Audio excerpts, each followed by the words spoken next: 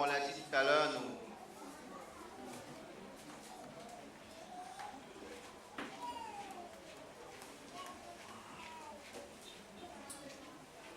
ok, Blaise envoie une nouvelle, parce que Blaise s'est occupé de la collecte, de la commande des livres. Donc ceux qui ont commandé des livres au travers de Blaise, donc God Calling, de vous assurer de régler vos engagements. Je n'appelle pas ça encore une dette.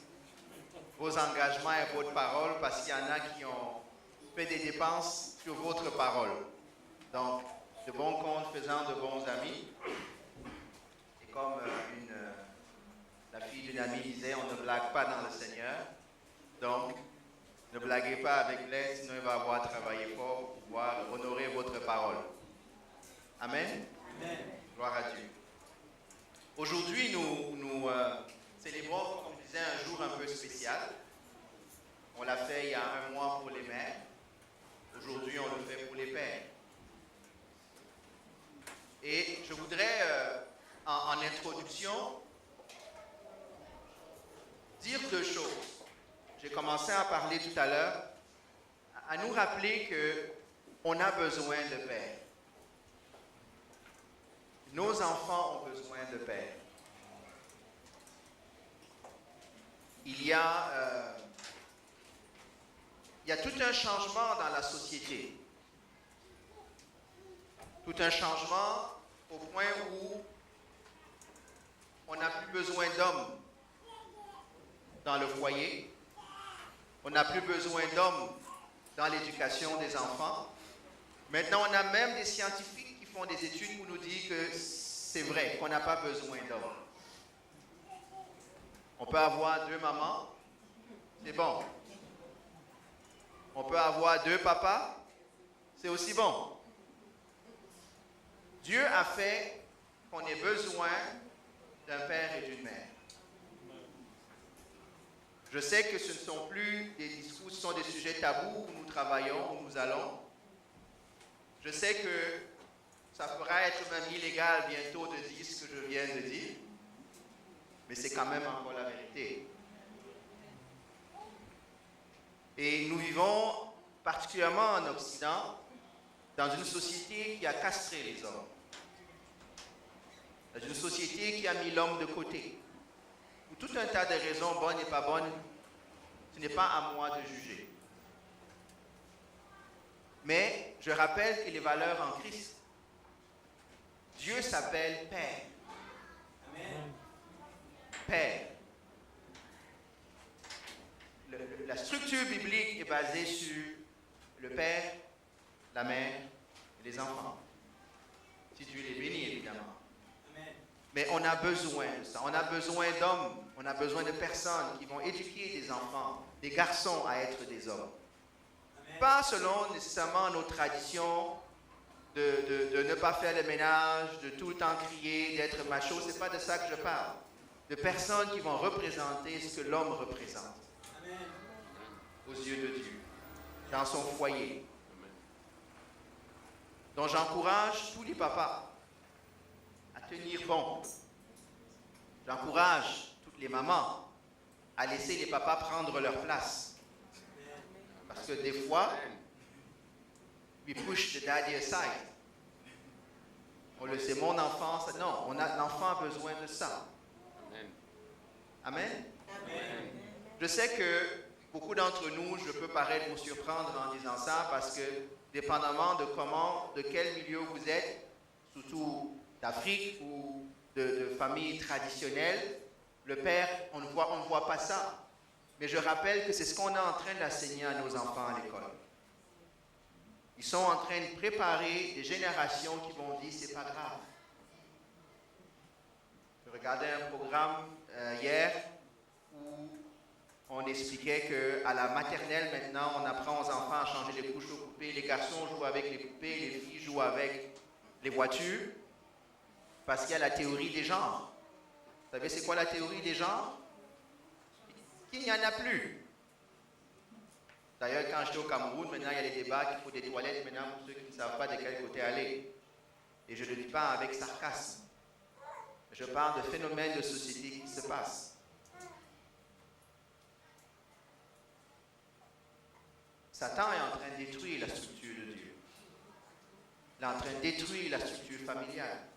Il a détruit la structure familiale. Parce qu'aujourd'hui, même le mariage, la famille, ce n'est plus un homme et une femme. Ça s'appelle qui veut avec qui. Il n'y a plus d'autorité. On enlève les droits et les devoirs d'éduquer les enfants. Si tu n'éduques pas comme le gouvernement veut que tu éduques, ben la DPJ frappe à ta porte. Dès la maternelle, on apprend à vos enfants à faire 911. Ceux qui ne savent pas, là. Dès la maternelle, on leur apprend à faire 911. Et si un enfant fait 911, la police vient tout de suite. Est-ce que c'est pas vrai? Je ne dis pas de les maltraiter, ils auront raison de faire 911 dans ce cas-là. Hein. Qu'on s'entende, là, il faut qu'ils se protègent aussi. Mais on doit faire attention. On a besoin d'hommes. On a besoin de femmes, selon ce que Dieu demande. Donc, ce n'est pas seulement contre ou pour, mais c'est une réalité. Aujourd'hui, j'écoutais, c'est un programme plus en France, mais je sais que ça arrive ici, où il y a des théories qui sortent maintenant dans l'éducation des enfants qui disent qu'un enfant ne connaît pas vraiment son sexe avant 16 ans. Il y a des études. Et c'est pour ça que certains enfants qui se battent avec de quel côté de la barrière je suis hétéro ou homo, toutes les lignes qu'on leur envoie pour qu'ils appellent à l'école pour les soutenir, c'est pour les encourager à explorer le côté que vous dites non à la maison. Oui, c'est autour de nous, là, c'est au milieu de nous. C'est au milieu de nous. On a eu le triste événement la semaine dernière à Orlando. Toutes les villes du monde se sont parées des couleurs de l'arc-en-ciel.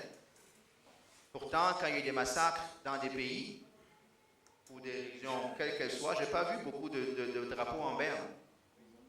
Il y a tout un lobby. Il y a toute une histoire derrière. Et je pourrais dire que la parole de Dieu nous a prévenus. Hein? Vous savez ça? Que les hommes deviendront amoureux d'eux-mêmes. Les hommes se détourneront de la parole de Dieu. Les hommes iront vers, quand je dis homme, c'est avec grand H, hein, iront vers ce qui leur plaît. Et aujourd'hui, ce qui leur plaît, c'est le plaisir. C'est de décider par eux-mêmes qu'est-ce qui est et qu'est-ce qui n'est pas.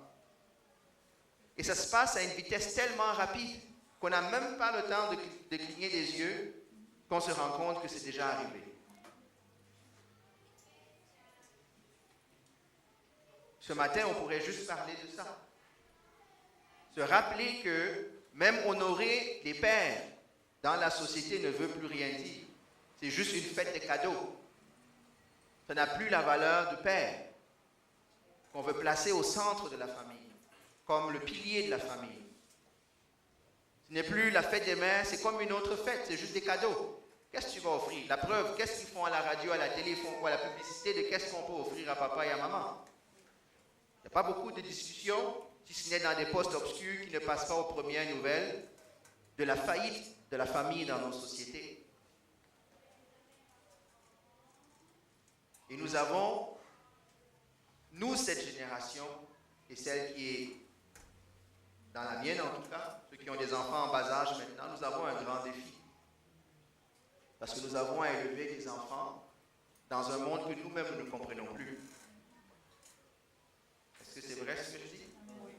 Au moins, quand j'étais plus jeune, je n'avais pas besoin que mon père me dise quelque chose. Le voisin allait me dire la même chose. C'est vrai?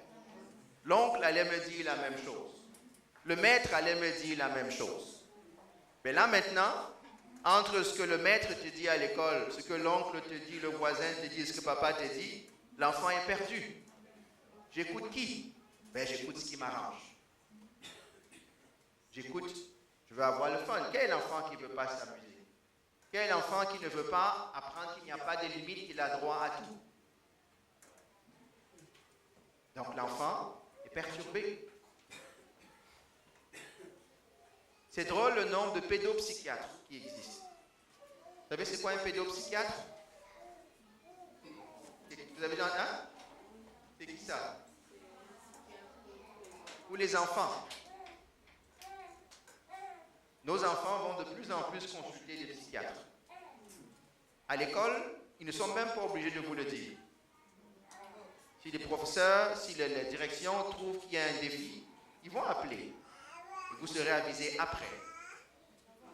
Nos enfants sont de plus en plus médicamentés, pas des pilules. Nos enfants sont de plus en plus exposés à des choses. Satan, il travaille fort, hein? Il travaille très fort. Qu'il ne peut pas avoir avec vous, il le cherche avec nous, il le cherche avec nos enfants. Il prépare comment on pense. Quand déjà tout petit, tu apprends que c'est correct et que tu arrives à la maison, papa ou maman te dit, ou si maman et papa ne te disent rien, ben, ça veut dire que c'est correct. Si maman ou papa te dit que ce n'est pas correct, l'enfant a un problème d'autorité. Qui est-ce que je crois? Le maître, l'école et mes amis? Ou mon papa ou ma maman? Et ultimement la Bible. Donc je voudrais profiter ce matin de vous sensibiliser, de nous sensibiliser à ça. En ce jour où on présente une nouvelle vie, nous avons encore plus fort à travailler.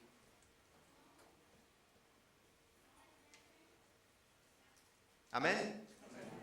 Donc ce n'est pas un sujet de tristesse, c'est juste un constat. Et qu'on soit sensible à cela. Donc ce matin, je veux parler brièvement un peu de père. Mais je vais prendre un texte qui ne parle pas de papa. Il est dit qu'un chrétien, lorsque quelqu'un vient à la foi, sa première relation avec Dieu ressemble à sa relation avec son père. Beaucoup de personnes voient Dieu comme ils voyaient leur père. Est-ce que vous avez déjà entendu ça? Pourquoi? Parce que lorsque nous avons été élevés, quel que soit nous avons été élevés, le Père représente la figure d'autorité. Et Dieu représente aussi la figure d'autorité. Et je connais des personnes qui ont eu la difficulté à reconnaître que Dieu puisse être appelé papa. Lévi tout à l'heure a dit papa. Il y en a qui ne pourraient pas dire facilement que Dieu est papa. Pourquoi? Parce que le mot papa, le mot père, évoque quoi? Beaucoup de douleur des fois. Beaucoup d'abandon, beaucoup de manquement. Et souvent, les marches avec Dieu doivent commencer à régler ces questions-là. Parce que Dieu est papa. Est-ce que vous êtes d'accord? J'espère que vous êtes capable de dire que Dieu est papa. Parce qu'il est papa. Il se présente très tôt dans la Bible comme père. Il dit à tout le peuple d'Israël dans Deutéronome, ne suis-je pas votre père? Il est plus qu'un Dieu qui est assis sur un siège. Il est un père. Il est plus qu'un père. Il est un papa. Parce que la différence entre le mot père et le mot papa, c'est la proximité que l'un a et que l'autre n'a pas. Père, c'est impersonnel. C'est biologique. C'est lointain. Mais papa, c'est plus intime. D'ailleurs, la Bible dit que nous avons reçu un esprit d'adoption qui crie quoi? Abba. Abba. Abba, ça veut dire tendre père, cher père. Ça montre cette communion, cette relation que Dieu veut avoir. Et quand on dit ça, on commence à penser à notre relation avec notre père. Comment était ma relation avec mon père? Est-ce que papa était proche? Est-ce qu'il était distant? Est-ce qu'il était coléreux? Est-ce qu'il était fouettard? Est-ce qu'il était absent? Et souvent, on transpose ça vers Dieu. Et c'est pour ça que nous, en tant que pères en Christ, nous devons faire attention parce que lorsque nous éduquons nos enfants, nous devons, nous représentons pas seulement nous, mais nous représentons aussi le Père qu'on leur demande d'adorer. C'est vrai ça? Donc, mon premier point ce matin s'adresse à chacun d'entre nous. Comment était ta relation avec ton Père? Je ne veux pas faire un cours de psychologie, ni une séance de thérapie de groupe. Mais, si tu as eu des difficultés avec ton Père, même s'il est décédé, même si tu ne l'as pas connu, je viens de perdre mon Père, donc Dieu est le Père des orphelins maintenant. Je fais partie des orphelins. Donc, je suis capable. Si tu as eu des difficultés, examine ta vie. Est-ce que tu vois Dieu de la même manière? Dépendamment de comment tu as été amené à la foi, on t'a représenté Dieu comme quelqu'un qui est assis sur son trône. Vous avez déjà vu cette image-là? Avec une longue barbe blanche. Hein? Avec les habits blancs. Et avec quoi? Une canne à la main. Et des fois le doigt qui pointe vers ou la foudre dans la main. Ça, c'est Zeus. Mais on a fait comme si c'était Dieu. Comme s'il est tout le temps pas content. Et s'il y a une des choses que nous avons eu beaucoup de difficultés, quand je parle pour moi des fois, c'était de plaire à notre Père. Surtout les garçons. Le garçon veut plaire à son père jusqu'à un certain âge. C'est vrai? Il veut être comme papa. La fille veut être comme maman. Même si à un certain âge, c'est la fille de maman, c'est la fille de papa et le garçon de maman. Mais après, quand les questions d'identité se posent, ça se rééquilibre d'une certaine manière. Mais, dans le témoignage de Mireille tout à l'heure, Dieu est fidèle. Amen. On doit être fidèle en tant que Père. Fidèle à nos engagements. Dieu est pourvoyeur. Le papa pourvoit. Plus que juste écrire un chèque le matin et partir et revenir à la fin du prochain mois. Là. Donc on ne paye pas. Mais la plus grande difficulté, c'est quand nos enfants nous déçoivent. Quand ils font des choses que nous n'apprécions pas. Comment est-ce qu'on les traite? Comment apprendre, ça c'est mon défi à moi, comment apprendre la grâce en même temps que la responsabilité de l'acte qu'on pose? C'est difficile, hein? C'est l'équilibre. S'il y a trop de grâce, l'enfant pense que c'est normal. S'il y a trop de punition, l'enfant voit juste le père fouettard. C'est la chicotte et la carotte. OK. Ça, c'est la politique américaine. Donc, on va prendre un texte qui raconte l'histoire de Saül. C'est ça, Saül. Saül va être couronné roi. Dans 1 Samuel,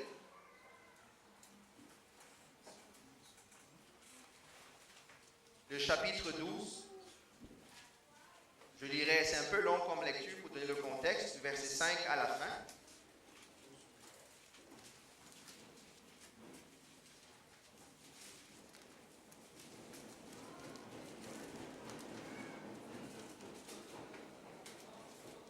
Comment équilibrer la grâce et la sanction? On va lire ce texte, après ça je vais échanger un peu, quelques mots. Puis après ça, on va aller rendre grâce au Seigneur autour de ce que Mireille et Marcel ont préparé pour nous. Mais pour Dieu, mais nous allons apprécier au nom de Dieu. Dans 1 Samuel chapitre 12, verset 5, quasiment jusqu'à la fin. Il leur dit encore, « L'Éternel et celui qu'il a désigné par onction sont témoins contre vous aujourd'hui, vous n'avez rien trouvé entre mes mains. » Et ils répondirent, ils en sont témoins. Alors Samuel dit au peuple, « C'est l'Éternel qui a établi Moïse et Aaron, et qui a fait sortir vos ancêtres d'Égypte. Maintenant, tenez-vous là, et je vous jugerai devant l'Éternel sur tous les bienfaits qu'il vous a accordés, à vous et à vos ancêtres. Après la venue de Jacob en Égypte, vos ancêtres ont crié à l'Éternel, et il a envoyé Moïse à Aaron. Ceux-ci ont fait sortir vos ancêtres d'Égypte et les ont fait habiter dans ce pays. Mais ils ont oublié l'Éternel leur Dieu, et il les a vendus à Sisera, le chef de l'armée de Hatzor, aux Philistins et au roi de Moab, qui leur ont fait la guerre. Ils ont encore crié à l'Éternel en disant, nous avons péché, car nous avons abandonné l'Éternel et nous avons servi les Baals et les Astartés. Délivre-nous maintenant de nos ennemis et nous te servirons. L'Éternel a envoyé Jérubbaal, Pédan, Jephthé et Samuel, et il vous a délivré des ennemis qui vous environnaient. Et vous avez habité en sécurité. Puis vous avez vu que Nachash, le roi des Ammonites, venait pour vous attaquer et vous m'avez dit, cela suffit, il faut qu'un roi règne sur nous. Et pourtant, l'Éternel avait réclamé. L'Éternel votre Dieu était votre roi. Voici donc le roi que vous avez choisi, que vous avez réclamé. L'Éternel a bien voulu établir un roi sur vous, à condition que vous craigniez l'Éternel et que vous le serviez, que vous lui obéissiez et que vous ne vous révoltiez pas contre sa parole, mais que vous vous attachiez à l'Éternel votre Dieu, vous et le roi qui règne sur vous. Mais si vous n'obéissez pas à la voix de l'Éternel et si vous vous révoltez contre sa parole, la main de l'Éternel se portera contre vous, comme elle s'est portée contre vos ancêtres. Attendez encore ici et regardez l'acte extraordinaire que l'Éternel va réaliser sous vos yeux. Ne sommes-nous pas à l'époque de la moisson des blés? Je vais faire appel à l'Éternel et il enverra le tonnerre et la pluie. Sachez et comprenez alors combien vous avez eu tort aux yeux de l'Éternel de réclamer un roi. Samuel fit appel à l'Éternel et le jour même, l'Éternel envoya du tonnerre et de la pluie. Tout le peuple éprouva une grande crainte vis-à-vis de l'Éternel et de Samuel. Et tout le peuple dit à Samuel, prie l'Éternel ton Dieu pour nous, tes serviteurs, afin que nous ne mourions pas. En effet, nous avons ajouté à tous nos péchés le tort de réclamer un roi. Samuel dit au peuple, n'ayez pas peur. Vous avez certes fait tout ce mal, mais ne vous détournez pas de l'Éternel et servez-le de tout votre cœur. Ça, c'est le verset à souligner en passant le verset là. Donc, n'ayez pas peur. Vous avez certes fait tout ce mal, mais ne vous détournez pas de l'Éternel et servez-le de tout votre cœur. Ne vous détournez pas de lui, car cela reviendra à suivre des choses sans valeur, qui ne peuvent apporter ni profit ni délivrance, parce qu'elles sont elles-mêmes sans consistance. L'Éternel n'abandonnera pas son peuple, et ce à cause de son grand nom, car il a décidé de faire de vous son peuple. Ça, c'est une décision de l'Éternel. Et je ne veux certes pas pécher contre l'Éternel en cessant de prier pour vous. Au contraire, je vous enseignerai le chemin bon et droit. Seulement, craignez l'Éternel et servez-le fidèlement de tout votre cœur. Voyez, en effet, quels actes extraordinaires il a accomplis parmi vous. Si en revanche vous faites le mal, vous disparaîtrez, vous et votre roi. Seigneur, bénis ta parole et aide-nous encore, Seigneur, à saisir ces traits de caractère que tu nous demandes de reconnaître, de saisir, mais d'appliquer aussi dans nos vies, Seigneur. Père, je veux te bénir et je veux te rendre grâce. Amen. Amen. Si vous vous rappelez de l'histoire d'Israël, vous savez que, comme Samuel l'a mentionné tout à l'heure, Dieu choisit la descendance d'Abraham pour en faire son peuple. On est d'accord? Il le prend, il le met à part, et à travers les tribulations en Égypte, ils finissent par crier à Dieu. Et Dieu envoie Moïse à Aaron. Plus tard, il conquiert la terre promise, recommence à se rebeller, il crie encore à Dieu, Dieu envoie des juges, et finalement, pour ajouter l'insulte à l'horreur, il demande quoi? Il demande un roi. Pour que vous réalisiez ce que ça veut dire, c'est comme un enfant qui renie son père. Avant, c'était la désobéissance. Là, c'est quasiment la renière. Parce qu'il dit à Dieu, je ne veux plus que tu règnes sur moi. Je veux qu'un homme règne sur moi. D'ailleurs, quand vous lisez au chapitre 8, quand ils font cette demande-là, Samuel commence à pleurer. Il pleure parce qu'il ne comprend pas. Comme si Dieu avait failli dans son rôle de père. Comme si Dieu avait failli dans son rôle de roi. Mais Dieu dit, pourquoi tu pleures? C'est quoi ton problème? Toi, tu n'as pas de problème. C'est moi qui le rejette, ce n'est pas toi. Je voudrais juste rappeler que chaque fois que nous choisissons de faire comme le monde, nous rejetons un peu plus ce que Dieu attend de nous. Parce que quand vous regardez l'excuse qu'ils prennent, en passant, ils prennent une très bonne excuse. Ils disent à Samuel, tu es vieux. Tu vas mourir bientôt. Tes enfants, eux, ils ne sont pas comme toi. Ils sont des voyous comme nous. Donc, comme toi, tu pars, nous, on veut un roi. Ça semble être légitime comme demande. Mais le fond de la question montre que c'est juste une excuse. Parce qu'ils disent, nous, on veut un roi comme le roi des Ammonites qui domine sur nous. Parce que quand les Ammonites viennent faire la guerre contre nous, ils viennent avec leur roi. Nous, on vient avec qui? Est-ce que vous voyez? Et donc, ils disent à Samuel, ce n'est pas ta faute. Mais, comme tu vas mourir, nous voulons aussi qu'un homme comme les païens vienne régner sur nous. Et donc, ils rejettent Dieu. Ils rejettent la royauté de Dieu. Et c'est pour ça, lorsque Samuel parle à ce peuple, il dit, regardez tous les bienfaits de Dieu. Il y a des choses que j'ai compris de mon père quand je suis devenu un adulte. Je ne sais pas pour vous, là, je fais ma thérapie avec vous, j'ai le micro, j'ai le droit.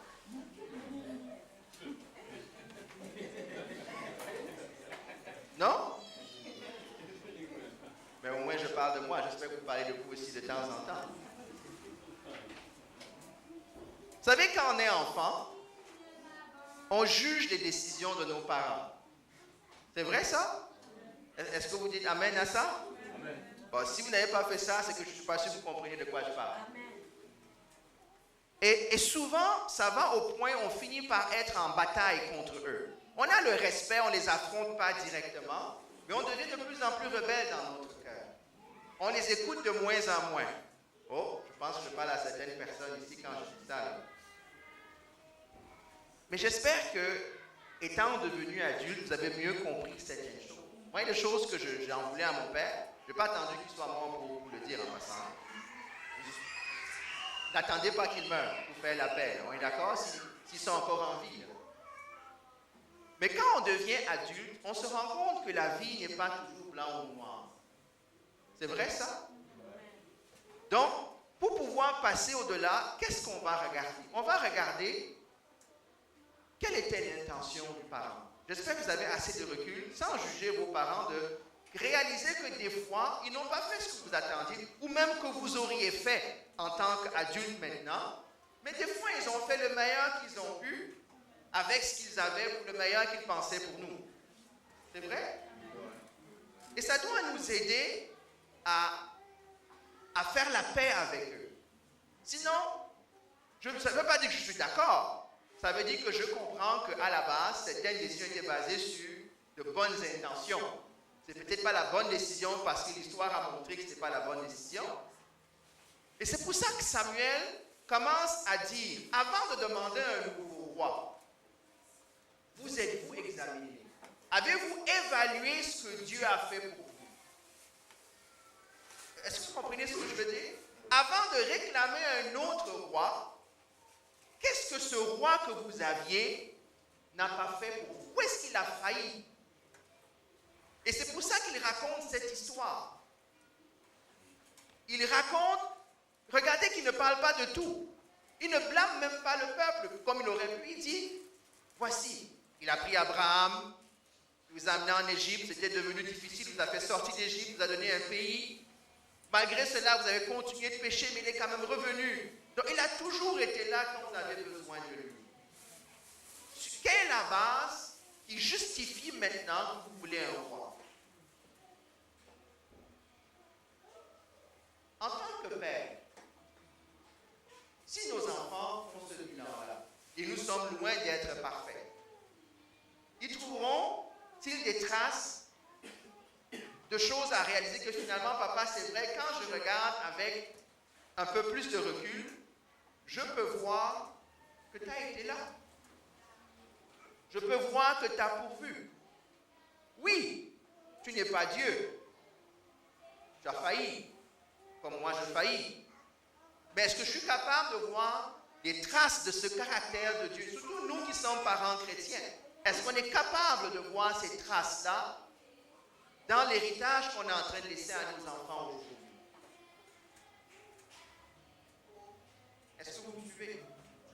ça notre défi. Je dis le défi du chrétien, le défi si vous êtes chrétien ou chrétienne, ça s'adresse aux hommes et aux femmes, c'est que vous avez changé d'identité. Nous avons changé d'identité. Ce qui compte comme valeur qu'on transmet à la prochaine génération, ce n'est plus nécessairement les valeurs que nos parents nous ont données. C'est d'abord les valeurs que la Bible enseigne.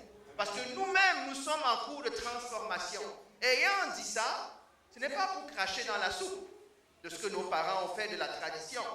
Parce que nous sommes dans ce conflit-là. Moi, je suis allé au Cameroun et le défi, quand on arrive à faire des choses, c'est « Ah, tu es en train de cracher dans la tradition de tes ancêtres. » Je ne crache pas, mais je ne suis pas là non plus pour dire que tout ce que mes ancêtres ont fait est bien. Je choisis de ne plus m'associer à des choses. Vous racontez, je vous dis, on a fait des danses et des trucs. On a dit, il faut que moi je vienne danser. Je dis, non, je ne danse pas. On me dit, pourquoi? C'est comme ça qu'on pleure chez nous. Je dis, ok, j'ai compris que c'est comme ça que vous pleurez chez vous. Mais je n'empêche personne de pleurer comme ça chez vous. Mais je n'ai pas besoin de danser comme vous pour honorer la mémoire de mon père. Ça, au moins, vous pouvez le respecter. C'est pas vrai? Et souvent, nous sommes dans cette bataille-là, dans la transmission des valeurs. Il y a quelques années, je pense que j'ai encore enregistré à la maison, il avait fait un reportage sur le Cameroun, ça va être fait partout en Haïti, en Afrique, où ils vont dire « Ah, mais les évangéliques, on ne vous aime pas parce que vous demandez qu'on renie nos traditions. » C'est correct, on va être dans toutes les églises où on ne peut pas, on ne nous amène pas à renier notre, on ne nous amène pas à prendre une décision. Tant que tu es capable de jouer autour et que tout le monde est content, c'est bon. Fais ce que tu veux, appelle-toi de la religion que tu veux. Mais dès que tu commences à faire une différence, là on commence à dire non, ce n'est plus bon. Comment est-ce que nous, en tant que parents, on transmet ça à nos enfants? Que ce n'est pas seulement de plaire à tout le monde. Ce n'est pas seulement mais c'est de pouvoir tenir ferme. Dieu a été fidèle. Il est fidèle. C'est vrai ça? On aime le chanter, hein? Il est. C'est sa nature. Il n'a pas besoin de faire un effort pour être fidèle. Il est fidèle. Nous, on doit faire des efforts pour être fidèles. On doit faire des efforts pour aimer. On doit faire des efforts pour avoir compassion. Parce que dans la vie, quand Dieu change nos cœurs, il met sa nature en nous. Et c'est cette nature-là qui est en bataille avec l'ancienne nature. Amen. Amen. Je vous dis que les modèles que nous représentons, je ne vais pas prêcher à la fête des mères sur le sujet des mères, mais ça, je parle de père quand je voudrais parler de mère. Ce que nous amenons comme vie, il y a la vie naturelle, il y a la vie spirituelle. Ce que nous amenons comme vie spirituelle n'est plus basé sur, même la vie morale, n'est plus basée sur ce que je pense, c'est basé sur mon roi. Le roi, c'est Dieu. Le roi a droit de vie et de mort. Le roi a droit c'est lui qui établit les règles du jeu. Et c'est ce que je dois transmettre. Donc quand Samuel fait tout ça, il dit, regardez tout ce que vous avez fait. Il dit, je vais vous montrer comment Dieu était fâché. Il dit, ok. On n'est pas à l'époque où on a les tonnerres et les éclairs et tout ça. Là. Imaginez qu'il y a un tonnerre en hiver, vous avez dit qu'il y a un problème. Donc, il va prier Dieu et Dieu va tonner. La question maintenant, qui est un peu où je veux, le point que je veux amener, qui ne serait pas long, c'est celui-ci. Est-ce que ça arrive que lorsque nos enfants font des choses, on a envie de crier? Hein? Ceux qui sont parents, là. Oui?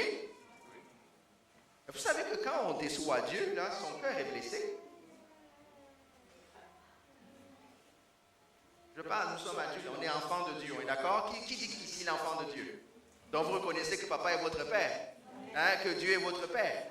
Donc vous avez la même relation, nous avons la même relation entre nous et Dieu que nos enfants ont avec nous. C'est vrai? C'est simple, hein, les mathématiques. Quand nous faisons certaines choses, elles blessent Dieu. Il y a des choses qui blessent Dieu plus qu'autre chose. Et ce que ce texte nous montre, sans parler de plus grand péché, de plus petit péché, c'est que quand on rejette Dieu, quand on rejette l'autorité de Dieu sur notre vie, c'est qu'on lui dit, on ne veut plus que tu sois notre père. Parce que c'est ce qu'ils ont fait en disant qu'ils veulent un autre roi. Quand vous lisez l'histoire d'Israël et notre histoire à nous, parce que l'histoire d'Israël ne représente que ce que nous vivons aussi maintenant, en tant que peuple de Dieu, on se rend compte que des fois, d'ailleurs il va le dire avec Saül, je regrette d'avoir choisi Saül. Ou il va dire à Moïse dans le désert, écarte-toi, je détruis ce peuple, je partirai une nouvelle race avec toi. Mais je rends grâce à Dieu. La Bible dit qu'il oublie nos fautes. Hein? La Bible dit qu'il met nos fautes où? Derrière lui. Est-ce que vous savez où est le derrière de Dieu? Non. On ne sait pas, hein? C'est loin. C'est long déjà d'arriver sur Mars. Prends la navette pour aller derrière Dieu, là. C'est un voyage sans fin. C'est ce que Dieu dit. Comment arrivons-nous? Maintenant, je reviens à mon point, parce que je fasse le parallèle avec nous et nos enfants. Comment on arrive à éduquer notre enfant en oubliant ce qu'il a fait? Pas en lui répétant tout le temps ce qu'il n'a pas fait. Il faut répéter de temps en temps, parce qu'il va dire à Israël, rappelle-toi, rappelle-toi. Mais pour le ramener vers nous, pas pour marcher sur sa tête. Pas pour le diminuer en disant « t'es un pas bon ». Regarde le nombre de choses que tu fais. Quand on fait ça, qu'est-ce qui arrive au moral de notre enfant? Qu'est-ce qui arrive à l'estime de soi de notre enfant? Pardon? Ça quoi? Ça l'endurcit? Ça le diminue? Il perd confiance? C'est un bon arrière? Il se voit comme ça? Si la figure qui compte le plus pour lui, c'est-à-dire le père et la mère, le voit comme un bon arrière, il va se voir comme un bon arrière. Est-ce que Dieu avait des raisons de traiter Israël de bon arrière? Oui! Ils ont fait plein de choses, comme nous faisons plein de choses. Mais il a choisi de ne pas le faire. Il a choisi, oui, de rappeler des choses. Que vous faites des choses des fois qui, j'ai envie de... C'est vrai ça? Dans des fois, vous comprenez, Dieu il allait crier loin, là. Il n'est pas venu crier à... Des fois, on doit faire une petite marche et crier à Dieu ou crier quelque chose pour sortir avant de revenir à la maison et parler calmement à l'enfant. Parce que quand on parle sous la colère, ça rajoute à ce qui se passe. C'est vrai? C'est toujours la parole, hein? C'est pas moi là. On peut voir des traits de caractère. Parce que Dieu veut qu'on ait son caractère. C'est vrai, c'est un défi. C'est un défi. Donc il dit, voilà comment, je suis au verset 18, Dieu a envoyé du tonnerre et de la pluie. Qu'est-ce qu'on veut enseigner à nos enfants? Quand ils ont péché, c'est premièrement qu'ils reconnaissent qu'ils ont tort. Le chemin de la rédemption passe par la reconnaissance du tort qu'on a causé. Parce que si vous lisez jusqu'à ce que Dieu fasse tonner, le tonnerre, excusez la répétition, Israël reconnaît qu'il a péché, mais ne se rend pas compte à quel point ça a affecté son Dieu. Parce qu'ils vont dire plus tard, prie l'Éternel ton Dieu pour nous, tes serviteurs, afin que nous ne mourions pas. Car nous avons ajouté à tous nos torts celui de réclamer un roi. Ils réalisent maintenant qu'ils ont gravement offensé Dieu. L'une des choses les plus difficiles, moi, je trouve, en tant que parent, c'est d'arriver à ce que nos enfants reconnaissent quand ils ont commis un tort. Pas s'excuser juste pour s'excuser. Reconnaître que ce que j'ai fait, et ça c'est le plus grand défi. C'est aussi notre plus grand défi à nous. Là. Quand on commet un impair, on va s'excuser rapidement auprès de l'autre ou auprès de Dieu, mais on ne réalise pas la profondeur de ce qu'on a fait. Et dans un cœur comme ça, il est très difficile de travailler ce qu'on appelle la repentance.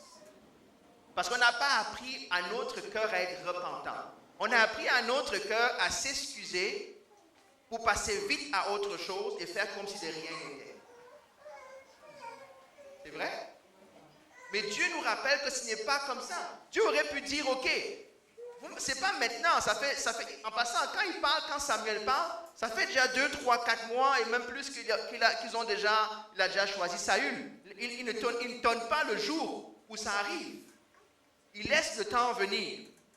Et voici moi le verset 20 qui m'a le plus interpellé.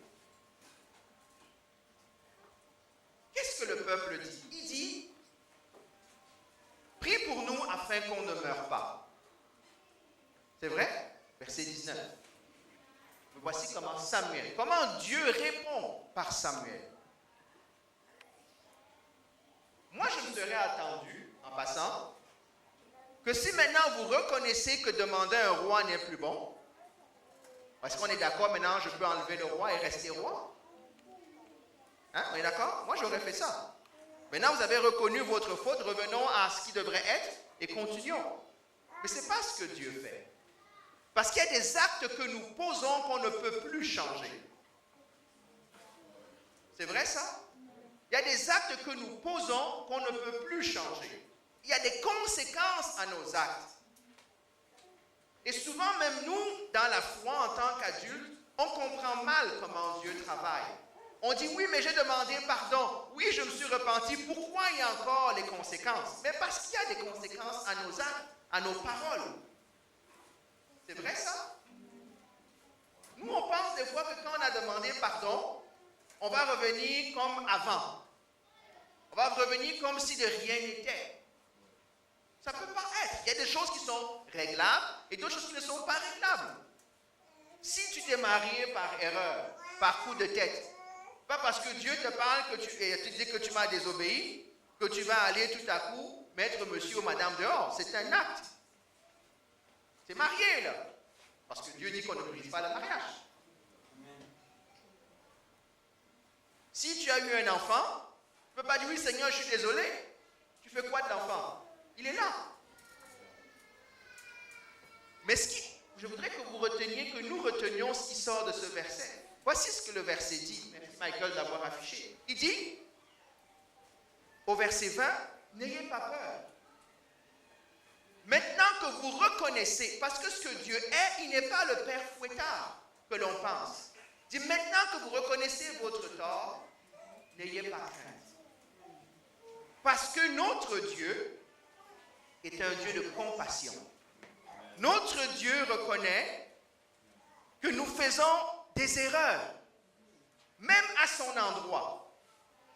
Donc il ne prend pas une bombe atomique pour détruire tout et recommencer toujours. Il va commencer à travailler à partir de notre erreur. Est-ce que vous comprenez ça? Dieu va commencer à travailler à partir de notre erreur. Regardez David. David a un problème avec Bathsheba, ou une aventure avec Bathsheba. Il y a un enfant, il tue Uriel, il tue le mari, et l'enfant meurt. Mais moi je trouve que Dieu est ironique, parce qu'il ne réagit pas comme un homme. Est-ce que vous réalisez que Salomon, qui devient l'héritier, est le fils de Bathsheba? C'est bizarre, hein? Que la lignée du Messie sort de Bathsheba. Est-ce que vous réalisez ça? Si vous allez même plus loin, la lignée de David sort d'une prostituée. Bravo. La lignée de David sort d'une Moabite, Ruth. Ce sont toutes des erreurs de parcours, hein? Mais Dieu est capable de redresser le clou de nos vies pour être capable d'atteindre son objectif.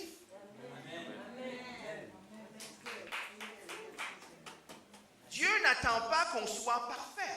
Il sait que nous sommes imparfaits. Mais il s'attend à ce que lorsqu'on se rende compte qu'on est imparfait, qu'on le réalise. Et qu'on dise, Seigneur, j'ai péché contre toi. Ce que des gens n'arrivent pas à faire. Hein? Les gens disent, ah, Dieu sait. Oui, il sait, mais est-ce que toi, tu sais? Est-ce que tu sais à quel point c'était dangereux ce que tu as fait? À quel point c'était offensant? Ah, mais tu ne comprends pas, si je dis ça, on va me juger. C'est ce qu'on dit, hein? Je connais, on est tous des hommes. Ah, si je confesse que j'ai fait telle chose, on va me juger. Donc tu préfères juger par Dieu que d'être jugé par les hommes.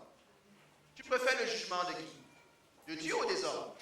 Moi, je ne sais pas, choisis. Tu préfères le jugement de qui? Des hommes? Des hommes. Mais Dieu te juge dans moi en enfer. Mais il pardonne. Donc, avoir honte pendant 5 minutes dans sa vie, ça vaut la peine. Parce que c'est ça le chemin de Dieu. C'est ce qu'on veut avec nos enfants. Hein? Qu'ils apprennent que lorsqu'ils ont tort, ils viennent à nous. N'est-ce pas vrai? Que par moyen détourné, ils arrivent à communiquer avec nous. Mais voici le problème que certains, nous avons. Il va commencer à faire pipi dans le pantalon avant de te voir. Parce qu'il sait que si je dis ça à maman ou à papa, c'est sûr qu'on me coupe la tête. Ça va être un orage à la maison pendant 3 mois. Là. Donc, il sait comment on va réagir. On ne réagit pas comme ça. On réagit avec colère. On réagit avec fougue. On réagit avec du rejet. Et qu'est-ce qu'ils font? Ils nous en parlent de moins en moins. C'est vrai? Est-ce que ce n'est pas notre vie, ça? Mais notre modèle, c'est qui? C'est pas mon père, c'est pas ton père, c'est pas notre grand-père, c'est pas notre tradition qui va te dire que si un enfant te fait ça, jette-le dehors. C'est pas notre tradition qui va dire... Non, Dieu dit, maintenant que nous sommes d'accord que tu as fait ce mal, voici le secret. Ne te détourne pas de l'Éternel. Ne te détourne pas de l'Éternel. Tu as fait et tu es revenu. Ne te détourne pas de l'Éternel. Et serre-le de tout ton cœur. Avec toutes les imperfections que tu as, Dieu sait comment son plan va s'accomplir. Dieu sait comment, j'ai dit tout à l'heure quand Mireille témoignait après, Dieu fait toutes choses bien en son temps. Dieu n'est jamais en retard. En passant, c'est des fois nous qui rallongeons le trajet de Dieu.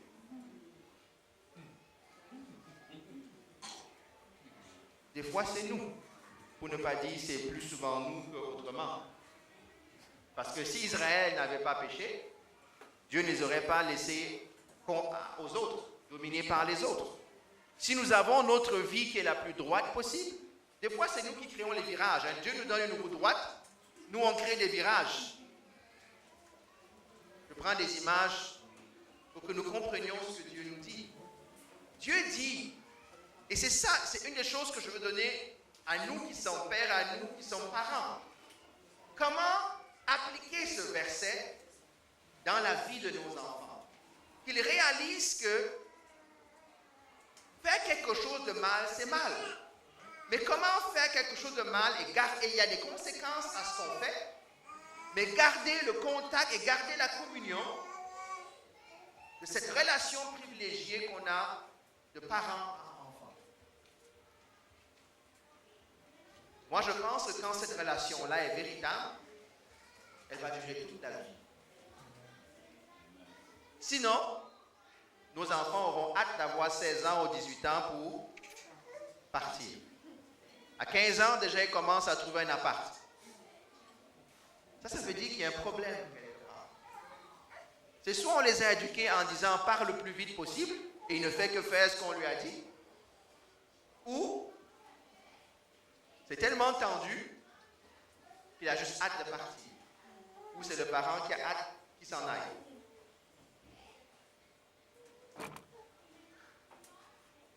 Une des choses les plus difficiles, c'est cela. Parce que nos enfants vont nous décevoir. C'est vrai? On fait des choses qu'on n'apprécie pas. Et comment, dès leur jeune âge, leur apprendre la grâce? Comment, dès leur jeune âge, leur apprendre la compassion? Pour qu'eux aussi deviennent des personnes de compassion. Pour qu'eux aussi, quand ils auront à appliquer ces valeurs, ils soient capables de le faire. Il y a des choses que vous allez faire à votre enfant qu'il ne comprendra pas. D'ailleurs, on passe quoi? On passe notre vie à étudier le même livre en tant que chrétien. C'est vrai ça? Il y en a qui ont fait des doctorats et des post-doctorats à étudier 40 000 livres. Nous, on a étudié un seul, on a de la difficulté avec. C'est la Bible. Comment le communiquer? Comment le véhiculer? Comment le vivre? Donc, je profite de cette journée des pères pour parler aux parents. Nous avons un mandat. Ce mandat, c'est de représenter Christ. C'est de représenter le caractère de Dieu. Et si vous pensez que c'est facile pour Dieu, regardez votre vie par rapport à Dieu, vous verrez à quel point Dieu a du travail à faire. Donc, quelle que soit la difficulté que nos enfants nous posent, ou nous poserons, prenons les modèles bibliques et pas les modèles du monde.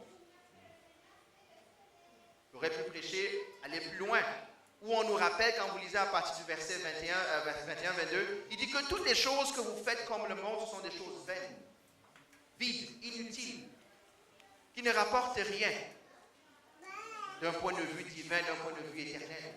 Au contraire, ça éloigne de Dieu.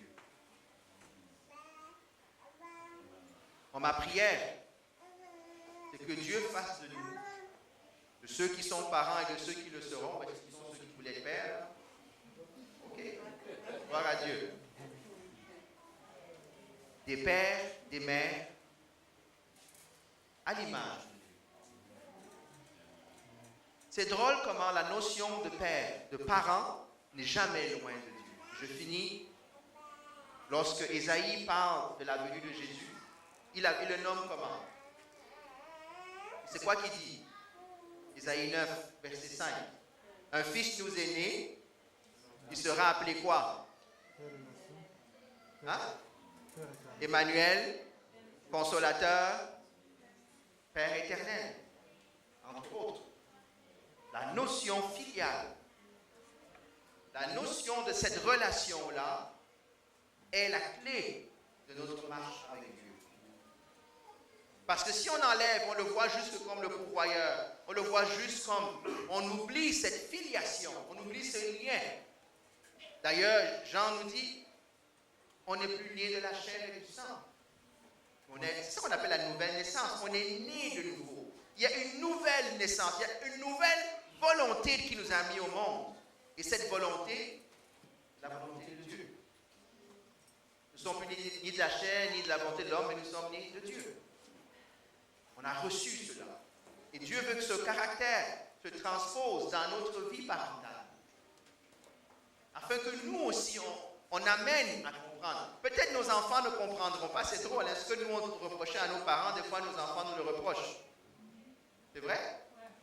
Et on espère qu'un jour ils comprendront si on a fait les choses comme il se doit. Si en plus on les a fait comme Dieu demande qu'elles se doivent, ben nous pourrons dire à nos enfants plus tard, j'ai fait ceci parce que voici ce que Dieu demande qu'on fasse. Et je m'attends à ce que toi tu reproduises cela quand tu feras tes choix dans la vie. Amen. On va s'arrêter ici. J'aimerais qu'on prie, on élève la voix ensemble. Que dans le rôle de parent, naturel ou spirituel, que Dieu nous aide à manifester son caractère. Que Dieu nous aide à transmettre à nos enfants, à éduquer nos enfants avec les attributs de Dieu. Et non pas avec nos blessures d'homme et avec nos visions humaines. Parce que déjà Satan a déjà beaucoup de travail de ce côté-là, n'en rajoutons pas plus. Amen. Prions. Puis j'ai parlé ici, il y en a parmi nous ici qui ont la difficulté avec leur père. Je peux vous assurer que ça peut avoir un impact sur votre relation avec lui. Parce que quand on dira Dieu le Père, vous direz Dieu, vous sauterez le mot le Père, vous allez parler de prochaine chose. Moi, je me rappelle avoir prié pour quelqu'un, lui demander, dis Dieu et papa. Pas capable de sortir ça de sa bouche. Dieu et papa, pas capable de sortir. Ça a pris une délivrance. Tu as appris des choses à faire pour que la personne arrive à confesser. Que, pourtant, un chrétien engagé, mais il y a une blessure, il y avait une blessure dans son âme. Il masquait une chose essentielle, sa relation avec Dieu. Il y en a qui ont besoin de guérison. C'est aussi vrai pour nos mamans. Ça a un impact, nos parents. On va prier. Et après, ceux qui ont besoin de prière particulière, je serai disponible. Seigneur, nous voulons nous tenir devant toi. Et nous voulons confesser, comme Samuel l'a fait, que lorsque l'on pense à tout ce que tu as fait, tu n'as jamais failli dans nos vies en tant que père, ni en tant que mère d'ailleurs. Nous voulons te rendre grâce pour cela. Seigneur, nous voulons te magnifier pour cela. Seigneur, nous prions que tu guérisses le cœur de ceux qui n'arrivent pas à te voir comme un père à cause de leurs propres blessures ou comme une mère. Guéris les relations, guéris les blessures de nos âmes. Certains se sont battus, certains n'ont pas connu leur père ou n'ont pas connu leur mère, certains sont en chicane, certains ont encore des grosses choses dans le cœur. D'autres disent, ah, mais ils sont partis, qu'est-ce que je vais faire? Mais toi, tu es le Dieu qui guérit. Je te bénis parce que tu es un Père fidèle. Tu es un Père plein de compassion, comme on a vu, je te rends grâce. Un Père pourvoyeur, on l'a vu dans le témoignage tout à l'heure. Seigneur, je prie que maintenant tu nous aides, nous, à qui tu as confié des vies, à manifester le caractère, ton caractère, le caractère de Christ. Particulièrement celui de la relation qu'on doit avoir quand notre enfant a fait des choses graves, Seigneur. Aide-nous à pouvoir l'amener à voir, les amener à voir ce qu'ils font de pas bien. Mais surtout, que nous ne les jugions pas, que nous ne soyons pas le père fouettard, mais que nous sachions, oui, amener les conséquences, mais surtout manifester la grâce et la compassion, Seigneur. Je sais que ce n'est pas facile, Seigneur. Et on l'a dit en introduction, aide-nous. Je prie pour les foyers dans cette église, pour les foyers dans tes maisons, Seigneur. Rebâtis le foyer de l'homme et de la femme, Seigneur. Rebâtis les familles, Seigneur, telles que toi tu veux, que nous puissions donner un cadre sain à nos enfants.